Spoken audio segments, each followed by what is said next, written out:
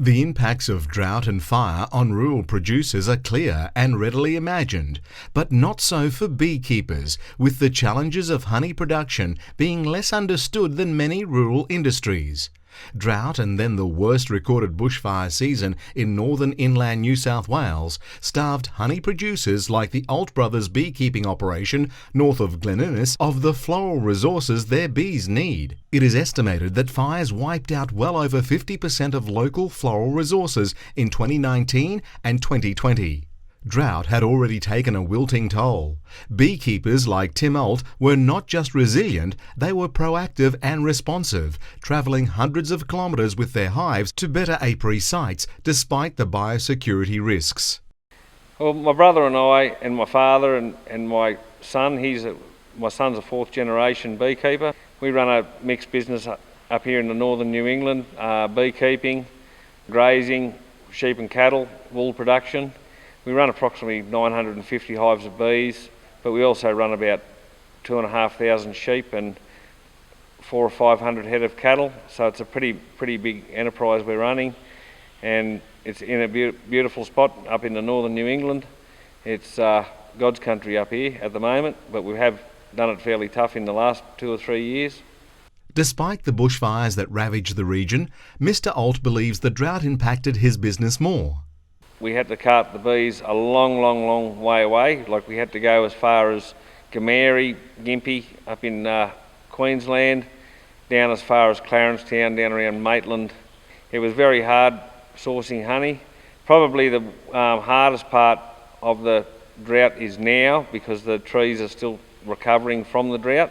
In honey production, you've got to be able to find honey, and in the drought, the honey stock in the bush dried up around this area, so then we had to source honey areas for further, because I mean, it's not only with bees, it's not only honey production, you've got to keep the bees healthy as well. So you've got to find trees where bees are going to breed and, you know, get good quality pollens and all stuff like that. It's not just, you know, going out and pulling honey off. You've got to actually take care of the bees. That's the big number one in all of it. So trying to chase all those resources and find new resources was a great challenge for us, because you've got other beekeepers doing the same thing around the place as well. Back in the drought, it was very hard. We were travelling long distances, being away from home, and then you had bushfires, where we had bushfires come close to our bees. A few of my friends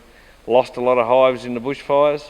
We were lucky we didn't, but it was a close call a couple of times. We had to get up in the middle of the night and go and put brakes around our bees to stop fires from getting to them. Bushfire smoke was affecting the bees. It doesn't actually kill the bees, but we use smoke to calm the bees when we're out we're out doing anything with them. So the bushfire smoke, on heavy days, the bees would sort of shut up shop, because they'd think, you know.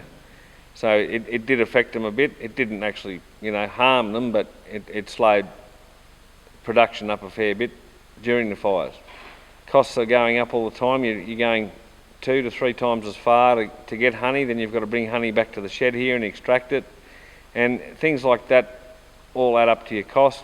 Like when you're shifting bees, you're always running sort of one way empty. So all your running costs sort of doubled. One of the biggest challenges that we're facing in the beekeeping industry is varroa mite. Still unsure how it came into Australia. We were the only country in the world that didn't have it, and we were trying to keep it out. I'd like to hope that the authorities and the people working on it are going to get on top of it, because we have got some of the best clean green honey in the world. It was not only the welfare of their bees that added costs, stress and work for the Alt family. The livestock also did it tough as well in the drought. You know, like we had dams drying up, we had stock getting bogged in dams, we had stock getting bogged in silt, and then we were constantly feeding our stock 2 to 3 times a week and trying to keep the water up to them in paddocks that were running out of water, buying double loads of feed out of Victoria to try and keep our stock alive. After surviving such tough years, Mr. Alt reflected on why he and his family are still in their business. The big word is resilient. You've got to be resilient. You've got to be able to diversify, and you've got to be able to look at the big picture. It's no good of, crawling up in a ball and saying it's too hard. You've just got to get up of a morning, grit your teeth and say we're going to do this and we're going to get through it, because every day we went without rain was one day closer to rain. Now we've had a change of season, and it's beautiful and lush up here, and everything's looking beautiful, and bees are doing well, stock's doing well. But that will change. I mean, we will go back into drought, and we've got to be prepared for it. And you've just got to you've got to take the good times with the bad. What keeps us going is the drive, the love and the passion for what we do. There's nothing better than going out to a load of bees and lifting the lid and having a look at honeycomb on the top and seeing them do well, and having a look in the bottom of the hive and seeing bees happy. And livestock, for instance, like going out and seeing your cattle fat and shiny and being happy is nothing better. It's a great lifestyle, and resilience, like we mentioned earlier. You've got to be resilient. You've got to be able to turn around the next day and say, well, yesterday's history, we're focusing on the future. Let's get up and get going and face it head on and take the bull by the horns and be resilient and be able to move on and put the past behind us and keep the dream alive.